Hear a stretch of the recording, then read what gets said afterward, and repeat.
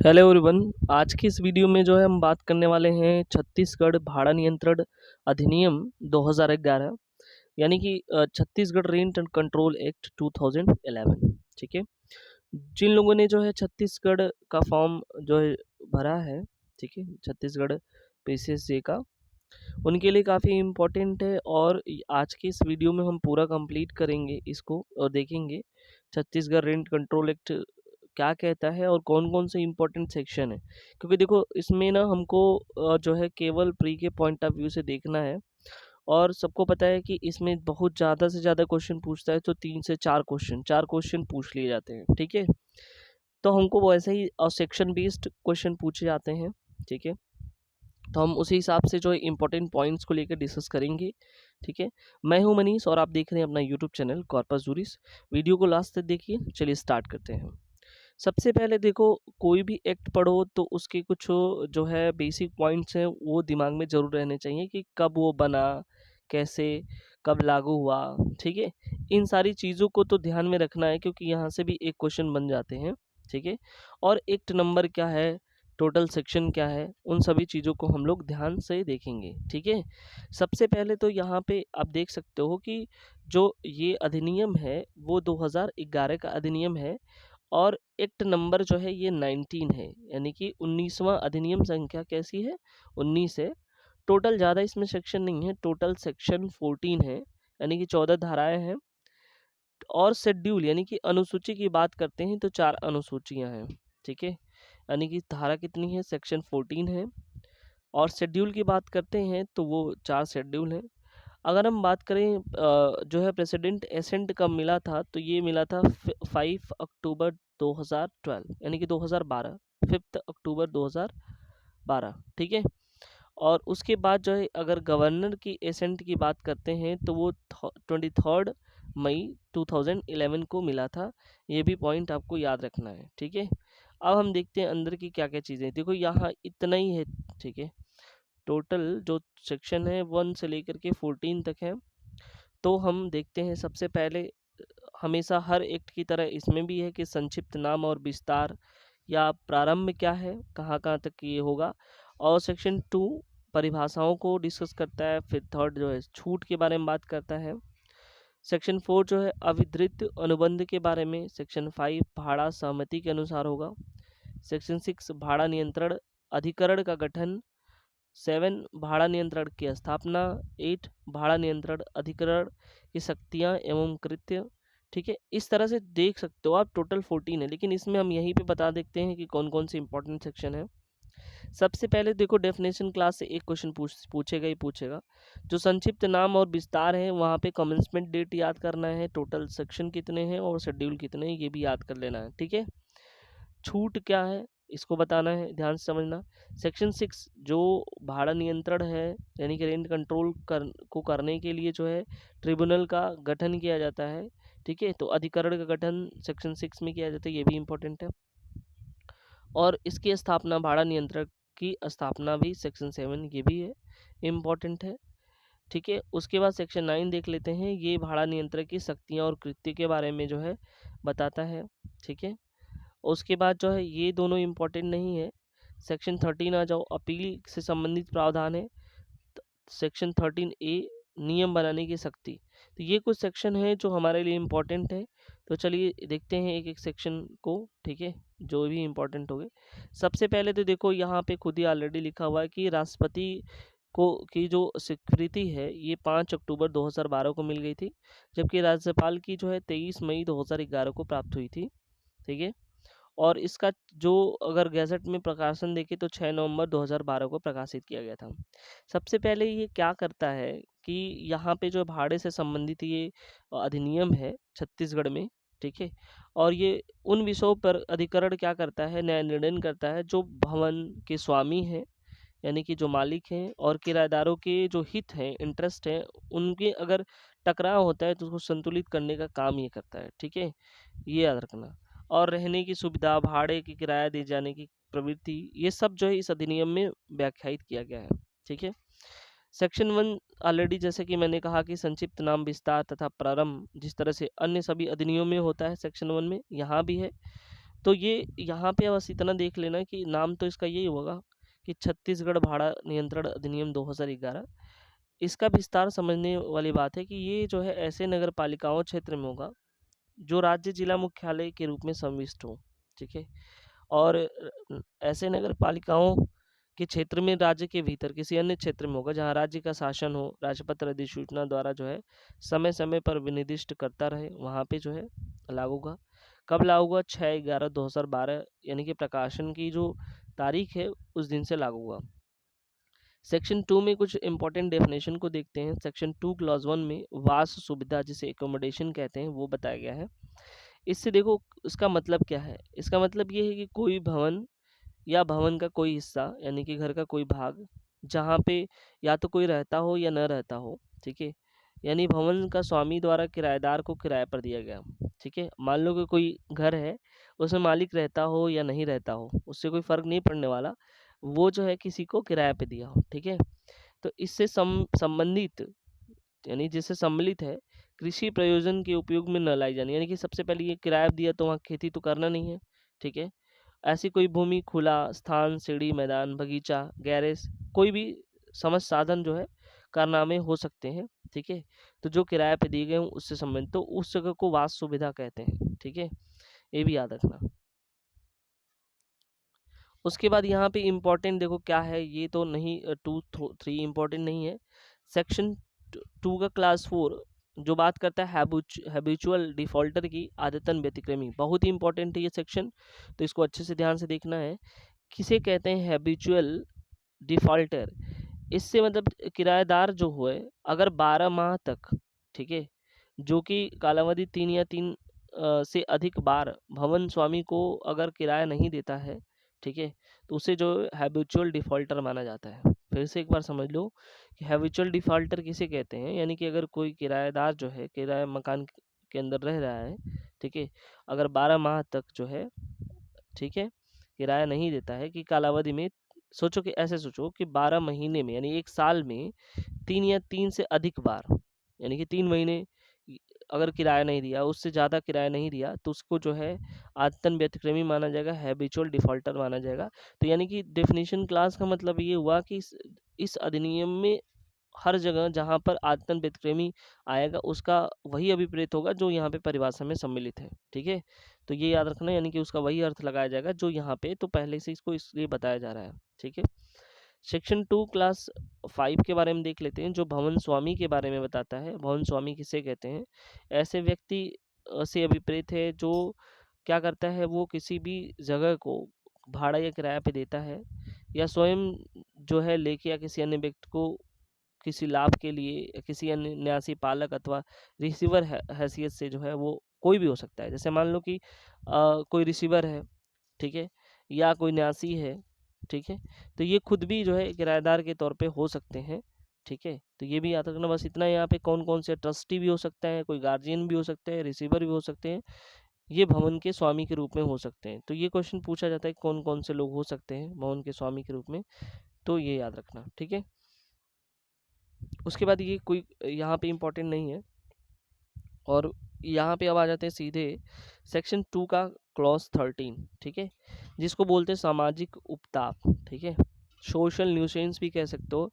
कि वहाँ पे जो है इसमें जो अनुसूची 4 में के क्रमांक 10 में सूचीबद्ध किया गया है उनसे अभिप्रेत है।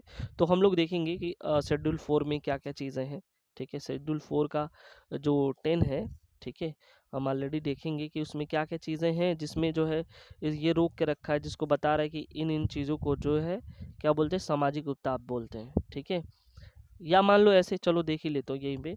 सामाजिक उपताप का मतलब ये है कि अगर मान लो कि कोई झगड़ा कर रहा है, लड़ाई कर रहा है, ठीक है, या जो है नशा करके झगड़ा कर रहा है, या पत्नी को पीट रहा है, शोर शराबा कर रहा है, तो ये सब जो उपताप में आते हैं, ठीक है। किसी सीढ़ी पे थूक रहा है, झाड़ू नहीं लगा रहा है, हाँ, तो ये सब जो है उस कहीं न कहीं जो है उस जगहों पे जो है ऐसे चीज़ों को फैला रहा है जिससे जो है किसी को नुकसान पहुँच रहा है, ठीक है। या कोई ऐसा कूड़ा बिखेर दे रहा है जिससे आने जाने में जो है दिक्कत हो, या लघु शंका भी कर दे रहा है, सोचो सीढ़ी पे ही, ठीक है। तब क्या होगा? तो ये सब जो है कहीं न कहीं जो है सामाजिक उपताप है, एक तरह से जो है समाज में बुरा प्रभाव पड़ रहा है, तो ये इसके अंदर जो है समाहित है। तो बस सेक्शन 213 में हमको बस यहाँ पे डिटेल नहीं पूछेगा ना, बस यही पूछेगा कि कहाँ पे सामाजिक उपताप जो है भाड़ा नियंत्रण अधिनियम छत्तीसगढ़ का 2011 का जो ये अधिनियम है, उसमें किस जगह पे सामाजिक उपताप के बारे में बताया गया, तो सेक्शन 213 में बताया गया है, ठीक है? सेक्शन 2 क्लॉज़ 14 की बात करते हैं जो किराएदारी से संबंधित प्रावधान करता है, तो इसमें थोड़ा-सा देख लेते हैं क्या चीज़ें हैं। तो इसमें देखो सबसे पहले तो पहला खंड जो इसका है, एक व्यक्ति जिसके द्वारा जिसके लेखे से उसके भाड़ा सीधी-सीधी बात है कि जो किराया देता है, ठीक है? वहाँ पे किसी जगह पे एक पर्टिकुलर टाइम के लिए रह रहा है, ठीक है? और उसके बाद जो है, वो कब्ज़ा बना के रखा है, ठीक है? एक सर्टेन टाइम बाद। ऐसे सोच लो कि एक तरह का उनके बीच लीज़ होता है, ठीक है? जो किराएदार होते हैं और मालिक के बीच जो है एक तरह का लीज़ हो जाता है, तो उनको किराएदार कहते हैं, ठीक है? बस इसमें यही याद रखना है कि किस सेक्शन में पूछा गया, कैसे क्या है, ठीक है? अब हम आ जाते हैं सेक्शन 3, बस हमको यहाँ ध्यान से देखना है कि क्या होता है इसमें। इसमें कौन से एग्ज़म्पशन की बात करते हैं छूट के बारे में। बाकी डिटेल उसको नहीं देखना है, बस इम्पोर्टेंट चीज़ें हमको समझना है, ठीक है? उसके बाद जो है, यहाँ देखने के बाद सेक्शन 4 नहीं देखना है हमको। उसके बाद सेक्शन 5 भी नहीं है। सेक्शन 6 इम्पोर्टेंट है।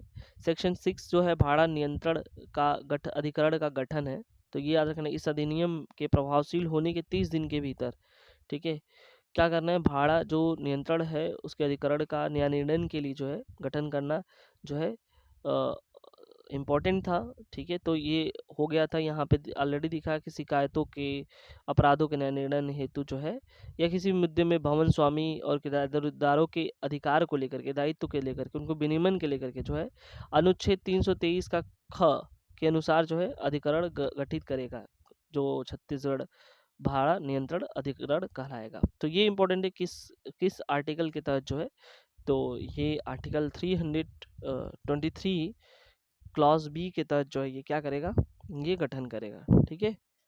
अब देखते हैं हम यहाँ पे इसका स्पष्टीकरण भी दिया हुआ है।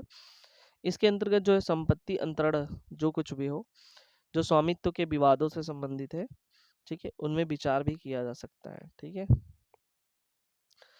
इसके क्लास 2 को देखते हैं। जो सेवानिवृत्त न्यायाधीश होते हैं ना, वही जो है अध्यक्ष के तौर पे नियुक्त होते हैं, किसके, अधिकरण के। तो ये भी इम्पोर्टेंट है।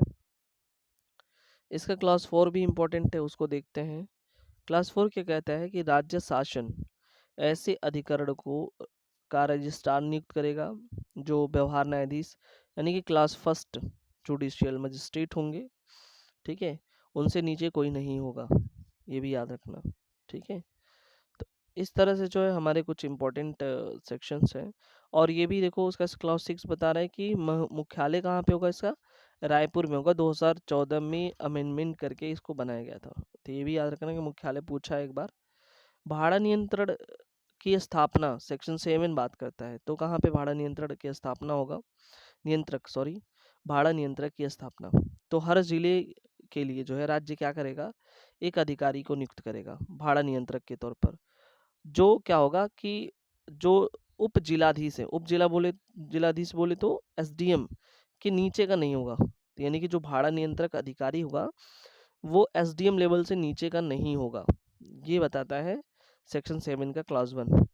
क्लास 2 बताता है कि जो भाड़ा नियंत्रण के अधिकरण हो के जो नियंत्रक होगा वो ट्रिब्यूनल के अधीनस्थ होगा। तो ये भी याद रखना, ठीक है? और उसके बाद जो है सेक्शन 8 बताता है कि भाड़ा नियंत्रण अधिकरण की शक्तियाँ क्या-क्या हैं। तो सबसे पहले जो है वो अलग-अलग कोई भाड़ा नियंत्रण के उद्देश्यों की पूर्ति के लिए जो कोई भी काम कर सकता है, जो कोई भी कार्यशील जो है नियंत्रक कार्यशील होगा, ठीक है? वो क्या करेगा, इन सभी चीज़ों को उसके पास शक्ति है। भाड़ा नियंत्रक किसी भी आदेश को व्यतीत समस्त व्यक्ति, ठीक है, अपीली प्राधिकरण के रूप में कार्य करेगा। स्पष्टीकरण जो बताता है कि ऐसे शक्तियों का प्रयोग करेंगे जैसे उच्च न्यायालय द्वारा जो है निर्देशित अधिनियम के अंतर्गत विषयों का न्याय निर्णय जो है ये करते हैं। भाड़ा नियंत्रण अधिनियम अपनी अवमानना के लिए दंड देने की ऐसी शक्ति प्राप्त है जैसे उच्च न्यायालय को है। जैसे उच्च न्यायालय को जो है इनहेरेंट पावर मिला हुआ है, उनके अंतर्निहित शक्तियां हैं, ठीक उसी तरह से जो है चाहे वो क्रिमिनल मामले में हो चाहे वो सिविल मामले में, दोनों में जो है ऐसा होता है, ठीक है? तो ऐसे ही इनके पास भी जो है इनहेरेंट पावर है। सेक्शन 9 इम्पोर्टेंट नहीं है, सेक्शन 10 भी नहीं है, ठीक है। यहाँ पे देख सकते हो भाड़ा नियंत्रण के समक्ष जो कार्रवाइयाँ हैं वो 6 माह के भीतर पूर्ण कर ली जाएंगी, तो ये भी इम्पोर्टेंट है यहाँ पे, ठीक है। और तो कुछ यहाँ पे इम्पोर्टेंट नहीं है। उसके बाद जो है यहाँ पे ये भी है कि अगर मान लो कि सूचना दिया जा रहा है तो सूचना तामील होने के 30 तिथि से 45 दिन के भीतर करेगा, ये भी याद रखना। और जो कोई भी जो अगर कोई प्रयास किया गया हो, ऐसे सोच लो, यहाँ पे देख लेते हैं। भवन स्वामी यानी सेक्शन 12 भवन स्वामी किराएदारों के अधिकार क्या क्या हैं, ये भी इम्पोर्टेंट है। तो अनुसूची 1 के अंतर्गत, अनुसूची 2 के अंतर्गत जो है ये सब बताए गए हैं, ठीक है, उनके अधिकार वगैरह, तो उसको हम देखेंगे। बस यहाँ पे एक चीज़ ध्यान से देखना कि अनुसूची फर्स्ट के अंतर्गत जो किरायों के प्राप्त अधिकार जो उसमें प्रयास किया गया है, तो इसमें याद रखना क्या होगा कि 5,000 से अनधिक जुर्माने से 3 माह से अनधिक कालावधि, साधारण कारावास से दोनों से, ये लगभग सब में सेम ही है, ठीक है।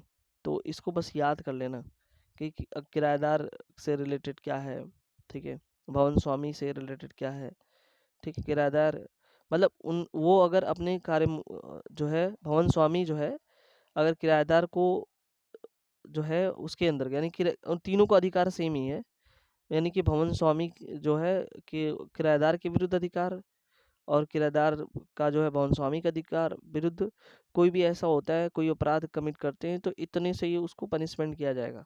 देखो हर शेड्यूल में वही सेक्शन, शेड्यूल 2, शेड्यूल 3, ठीक है, इन सब में जो है ये वही जितना जो पनिशमेंट एक में है वही सेम पनिशमेंट जो है बताया गया है।